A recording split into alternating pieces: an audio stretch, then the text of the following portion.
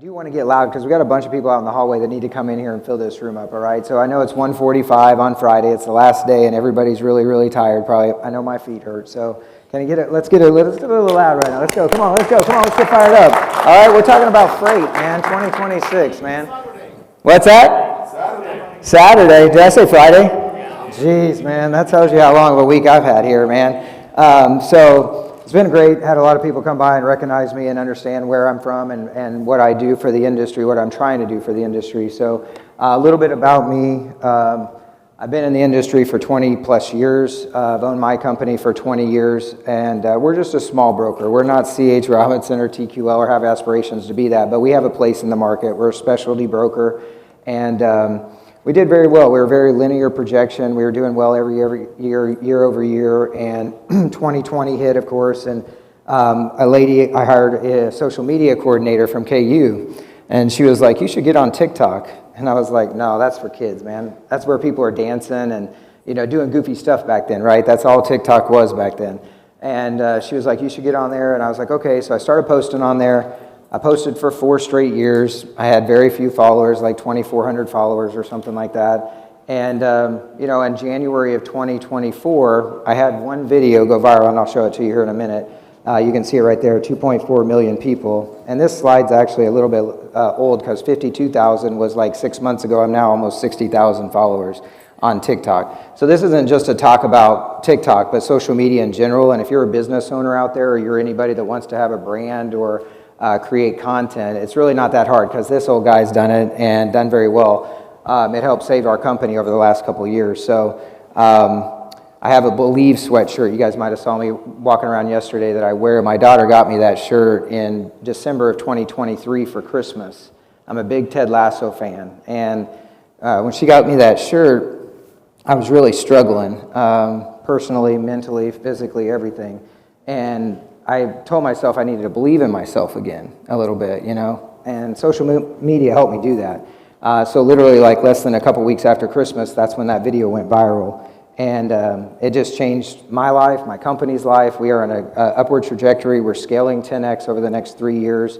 So we're really heading in the right direction as a small business in this industry. Now, with AI and what's happening in the market, who knows what happens after that. But for right now, we're heading in the right direction. But TikTok, by the numbers, 90% of small businesses on TikTok believe it's highly valuable in gaining new customers. I would totally agree with that. So I'm a guy, I'm almost 50 years old. I have been freight broker space. You wouldn't think that would do well on TikTok, right? But it does very well on TikTok. We get a ton of business from TikTok, and people are like, you really get customers from it? And I'm like, yeah. I don't have to cold call anymore. I don't have to reach out for carriers. If I need to get a load covered, I literally post a video and say I need a truck in wherever, and I'll post it on DAT, but I can just actually ask my followers to give me a truck, and they will provide what I need for it. So it's produced a lot of business opportunities for other people, and you need to definitely be posting. So here's the video that made me famous. Taking calls on a load I posted for a box truck. Let's see how it goes. I looked really excited. Thank you for calling Nationwide. Please hold. Thank you for calling Nationwide. This is Steve. Hi, Steve. This is Hunter with Manual Freight. I'm calling about the load from Minneapolis to Las Vegas, Nevada. What's your MC number? It's 011832. Okay, unfortunately, you guys are unacceptable in our system. We wouldn't be able to work with you guys. Thank you, though. Blocked by 19 companies on my carrier packets. Double broker for sure. So that was a little bit about the video. I'm not going to show you the whole thing because it was like 3 minutes long, but it was funny. I posted that load on DAT actually. And so then my phones blew up, like every load. If you're a broker, you know, like my phone will get 100 calls and I'll get all these foreign people that are overseas and foreign dispatchers and things that we don't want to work with. And so I was going through it, and then Landstar called, and we don't use Landstar, so if you're from Landstar in here, I apologize. But that's a lot of people, I mean, 2.4 million people saw that video and just loved I guess that I was showing what I did for work. I don't know why they liked it. I look pretty depressed to myself, I'd be honest with you. I was in not a very good place. So before I post this load from Florida this to is another Connecticut, one that I posted I'm going to reach out to a couple recently, of carriers that we've worked with before to see if they can handle the load for us or not. So you can see I'm not really super, professional. I literally just grab my phone and hit record. And so anybody can do that.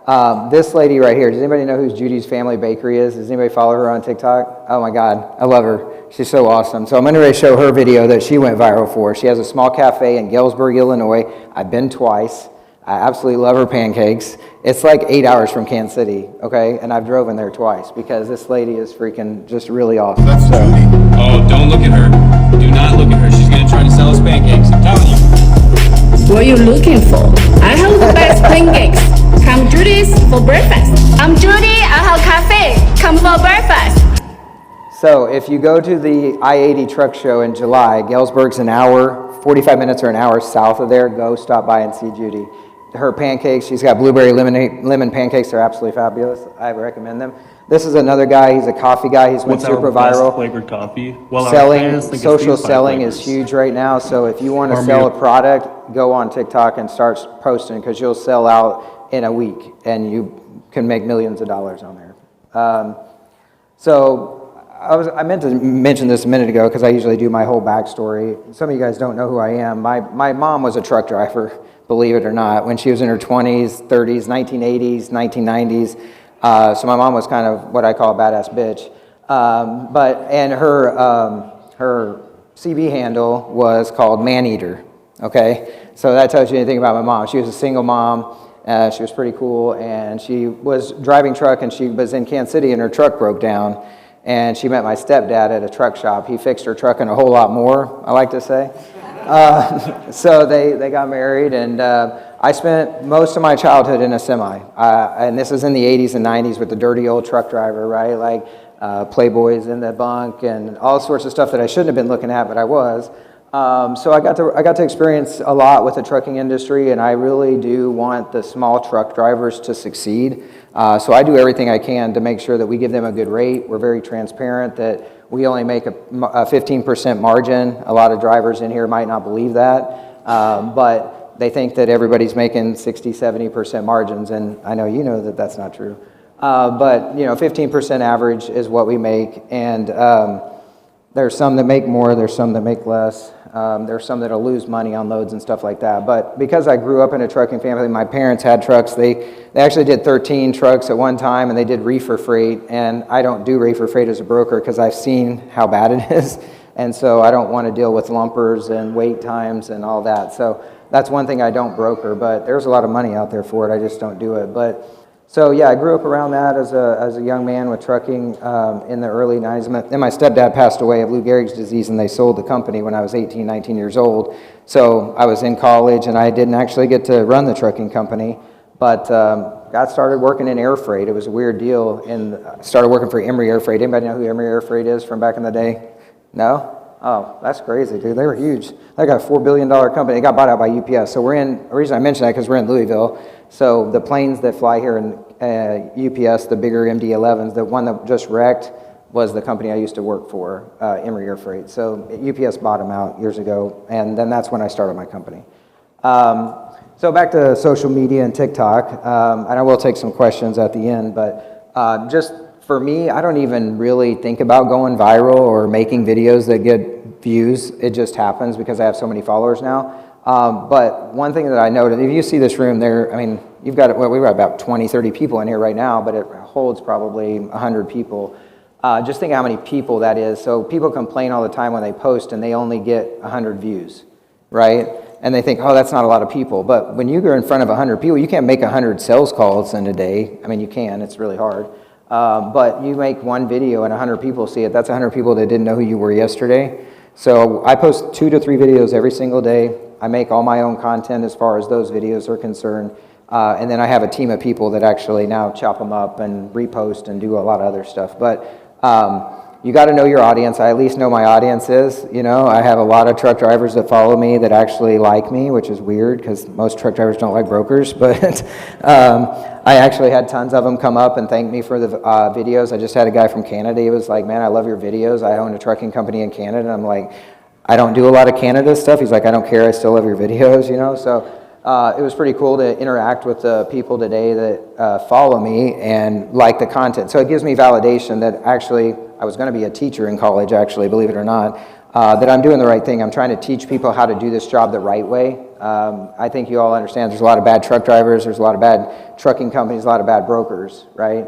And I actually will defend the truckers most of the time over brokers because there's a lot of bad plays out there right now. You probably see it as DAT reviews a lot. So Carrier 411, you know, I am against the brokers that are out there posting videos or you know, reviews on carriers that are stupid, you know, like, oh, they showed up 5 minutes late, I'm going to put a Carrier 411 up on them or whatever. So I'm out there trying to advocate for the trucking companies, and I think it resonates with people. They think, okay, this guy's really trying to help us out. And one thing that I know as a broker is I got to have my carriers. I don't have carriers, then I can't move loads. And so if you're working with a broker and they don't treat you the way you should, don't work with them anymore. You know, I don't care how much faith they have. If most of you guys wanted to gang up on someone and get rid of them, you could. But for some reason, again, greed and stuff, you don't. But know your audience. Open with a hook. I don't always do that. To be honest with you, I just post. A lot of content I've made today or this week has just been about mats and what's going on here, mats and stuff like that. And then make it relatable, which is what I always do. I talk about current events. I talk about what's going on in with the Delilah law. I made a video recently, and that did very well. But, you know, I talk about relevant current events, what's going on in the industry, and you can do it. Like, does anybody follow Gary Vaynerchuk, Gary V? No one follows Gary V? Oh, he always asks people to raise their hand, raise them up high. I was going to say, if you don't follow Gary V, you should be following Gary Vaynerchuk. He's one of the reasons why I do what I do. Someday, hopefully, I'll meet him. But he talks about just be yourself. So if you like Pokemon cards, post about Pokemon cards. If you like picking your nose and eating your boogers, post about that. You know, I don't know. But just make it relatable. Someone's going to like it, trust me. I guarantee you post a video of picking your boogers and eating your boogers. Like, there's going to be at least 100 people like to watch that. Might be even 1 million, I don't know. But, you know, just make it relatable. So what I recommend, and I preach this a lot, is that, you know, just make it your turn, right? If you're you're a trucking company, right? I think I've seen you right. There are so many good TikTokers, and actually KT3 Hauling is here today. He's one of the people that I follow a lot, and he does 40-foot hot shots, and he posts videos on TikTok, and you know how many people call him to ask them to haul their freight? Lots. And he never has to look for loads anymore. Like, these people literally just call him, like, I need you to come pick something up. And that gets him a higher rate. So I was talking to someone earlier who said, you don't want to have to go to the load board, and I'm sorry that I'm going to say this, but you don't want to go to the load board. We only post about 20 to 30% of our loads. So what you see on DAT is only about 20 to 30% of what real volume is. And if you want to get good paying loads, you can do it by posting on TikTok, and people will find you, and you will get paid more money per mile by getting your own customers that reach out to you that way. But post all 3 during this week. So make 3 videos this weekend while you're home. Just come up with something when you're driving home, flying home, make some crazy videos. Post 3 during the week and see what happens. Then do it and this says 2025. I didn't update the slide since December, but 2026. Make a point to just post 2 to 3 videos every single week consistently, and TikTok will reward you. You will go from 0 to 10,000 way faster than I did. So I stuck at 2,400 followers for 4 years, and I was posting consistently 2 to 3 videos every week. Now the algorithm's crazy, and it's a lot faster. So you can literally go from 0 to 10,000 overnight. Just post and be consistent. Again, don't be thinking you have to be perfect when you post. Literally just pick up the phone, hit record, and post it. Don't think about it. Don't worry about what you look like. Don't worry about what you're wearing, and just start posting. And then send me what you learn. I see someone back there recording me. Post me and tag me on that because I want to see it. But again, 52,000 followers when I made this video in November, December. I'm now at 58,002. I think 58.2 is what I looked at just a minute ago. And you literally don't understand how much it can change your business overnight, whether you're a dispatcher, a trucking company, another freight broker, whatever. I mean, it's been a wild ride for me. Like, I don't know that I was really prepared for it, to be honest with you. Like, I'm in Kansas City, and I'm at a bar, and people come up to me, and they want to meet me, and they want to shake my hand or thank me or whatever, and it's weird for me. My wife thinks it's funny, but I enjoy it. I like meeting new people and stuff, so it's pretty fun, but just be prepared for it, because you never know when it's going to happen. You better be mentally prepared for it, because I really wasn't, to be honest with you. There's my LinkedIn QR code. Go ahead and follow me on LinkedIn. I'm trying to grow my LinkedIn profile a little bit more. If you're following me on TikTok, right there, NTWD Equip Trans, that's on all social media. So if you're on Instagram, Twitter, YouTube, whatever, that you can find that exact same thing. So branding is very important. So if you're going to post about picking your boogers, make it at picking my boogers, okay? But yeah, I'll leave that up there. And if there's any questions, this young lady right here has a microphone. If you want to raise your hand, I'd be happy to answer any questions that you have. Hopefully someone has a question. Oh, I got a question from DAT, of course. Hey, I got a man. relevant one for actual carriers. So when you're posting content, right, you're going to get good positive comments, which is great, but you're going to get some negative comments from people that are like, hey, I don't like how you handle this. I don't like how you're talking about this. How do you see that, and how would you respond to people that are leaving you negative comments? That's a great question, actually. I should have brought that up in my speech, but I'm glad you asked. To be honest with you, I don't look at the negative comments at all. I basically learned from Gary Vaynerchuk very early on is that people, and I actually grew up this way too. My mom used to say the saying, sticks and stones will break your bones, but words will never hurt you. Who heard that before when you were a kid? My mom told me that every single day, I swear to God, when I was a kid. You know, because I was a scrawny kid. I was short. People picked on me. I had bullies. And so that resonates now with me as an adult. I'm a lot older than a lot of people that get into this, right? So the 20-year-olds really struggle with that. They struggle with people being negative or comment negatively about them.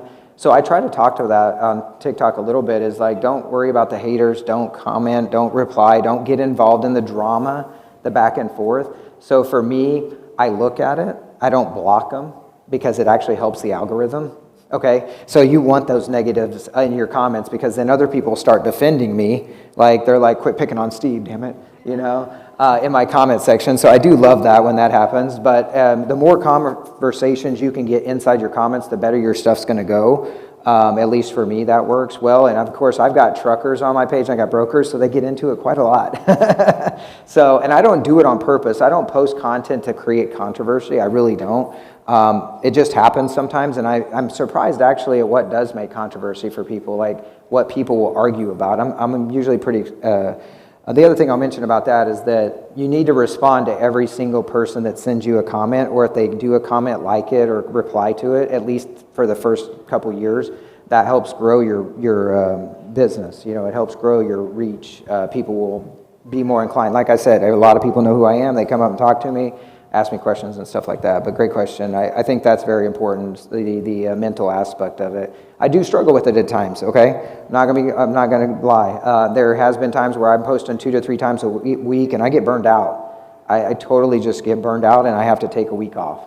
And you have to know, you have to be self-aware enough to know like if you can do this or not, but you also have to be self-aware to know when to quit or when to step back. And so I have had to step back here recently a couple times, because not on the negative comments, but because I'm burnt out, right? I'm an old man, like I'm almost 50. So thanks for the question. Anybody else got another question? Hey there. Thanks for the great chat. I'm Nick, by the way. I'm a data tech professional that's helping folks in the industry with some custom AI tools. And like you mentioned, what I am also is a micro-influencer. I document my legal immigrant journey in my own language, and I've been able to gather more than 50,000 subscribers on YouTube. Wow. So basically you touched upon, just right now you touched upon consistency. That is the main problem, even for an influencer like me, and so many more people that are just getting started. You yourself mentioned getting only 100 views. Where can they find that motivation? That's really hard. So the question that I wanted to ask you is like, we have a lot of tools today outside of ChatGPT, Gemini, all these things that you hear that are actually helping business owners to be consistent on social media, and that is custom to your business. So in your own journey, in your own experiences, what are the AI tools that you use to help you make consistent? Yeah, very good question as well. Like, I didn't really even discover ChatGPT until last year, and I started using it for content ideas. So I actually ask it like, hey, create me a freight broker to Will Smith's song from the show, Fresh Prince of Bel-Air. So I asked it like, hey, make me a freight broker, Fresh Prince of Bel-Air. And so I sang it on my TikTok. But I didn't really realize that until ChatGPT last year. So I started using it last year a lot. So if I have an idea, I'll go in there and say, hey, ask, do this, whatever. And it'll give me actual top funnel, middle funnel, bottom funnel, and it'll tell you when to post and how often to post. The other thing I do for consistency is I use and you have enough followers now, but I think you have to have 1,000 followers to do this. I can schedule my post out. Okay, so I go in there and I post, Thursdays are the day I record. So I do, to be consistent, I set a day. I give myself 3 hours or so in the afternoon, and I usually record. Now, if I have something like comes up where it's like super important, I record right now, I'll record it and post it. But if I try to schedule, I do the Thursday thing. This is the time slotted because I'm a CEO of a multi-million-dollar company, and I have to make sure I have a time. But Thursdays is when I do that, and that's how I stay consistent. As I use that schedule function a lot now that I've found it. I don't know everything about TikTok, but I'm learning. Any other questions? These lights are bright, guys. Sorry, I'm putting my hands up, but I have blue eyes, and that is killing me. Hi, my name's Kenzie. I'm the logistics coordinator at a feed mill in Lexington, Kentucky. Kind of what you were mentioning about just posting on TikTok to be able to cover your loads. That's something that I would obviously be interested in doing. But in your opinion, what kind of things could I maybe post about on my TikTok to get onto the truck drivers' algorithms? What kind of What was your company again? Huh? What was the company again? I work at Hallway Feeds in Lexington, Kentucky. And what do they do? It's a feed mill, horse equine. So we have like 17 of the last 24 Derby winners that we feed. 22 pallets, 45 to 46,000 pounds on a dry van. If anybody's Just call me and interested. I'll take care of it for you. I mean, that's what I would do, but I don't know. Actually, no, what I would recommend you do, and shippers that are in here that do that, there's a lady I would follow, she's a shipper. So she just shows what her day-to-day shipping is. And that will get you on trucker TikTok real quick. So people loading pallets, unloading pallets, loading, even feeding the horses and stuff, like showing how you take the pallets apart and, that kind of stuff, that stuff would go very well. And then you'll get on trucker TikTok and then you'll never be able to get off again. So the other thing I was going to mention about scheduling is there's a platform called Hey Orca, the SaaS platform. You can use that to post on every platform across all at the same time. So my marketing team does that. They'll schedule out all of the posts for the whole month. And so we make professional content that we use that for, and then so they know every single day what's going to be posted for the next month. So any other questions? Hey Orca, Heyyorca. There's other ones out there, though. There's other marketing scheduling platforms. So any other questions? I don't know how much more time we have, but there's a question back there in the back. Thank you guys for being patient with my eyeballs. I should have had them turn those off. Oh my God, bro. Hey, Steve. So Hello. I'm actually working with a carrier. I just talked to you briefly, KY Truck Lines out of Horse Cave, Kentucky. Now, a lot of things that I'm running into is I'm a dispatcher for them. DAT, when I have to rely on that board, like even if I was to take and do videos, a lot of the DAT loads that are posted are now email. How would you think I would need to do something like that to get around all of the making content? You're talking about not using DAT as a dispatcher? No, not necessarily. So, like, if I was to take, like you said, make content, showing what I do during the day. Being the dispatcher, I rely a lot on DAT if my...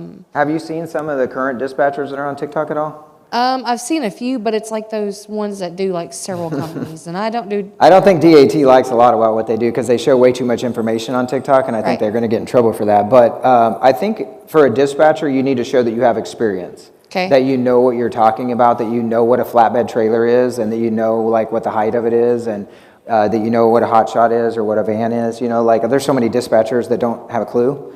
So showing your experience and your knowledge, that's what I have, is that trust, integrity, and honesty of a freight broker who's been doing it for a long time. So that's what I would show if Okay. I was a dispatcher, is like, hey, I know what I'm talking about, and this is how and again, use ChatGPT to give you ideas. Using DAT, I would use their platform and show like how you're searching for loads. I would show maybe even show the screen. Is that okay that they do that? Okay. So show the screen, show how you go in and search for the loads, show how you connect with people. And again, talk about how you, set their packets up, how you control their paperwork, make sure they're secure. For me, you know, I think we talked earlier, I don't like foreign dispatchers because I have no control over them. Right. They're overseas.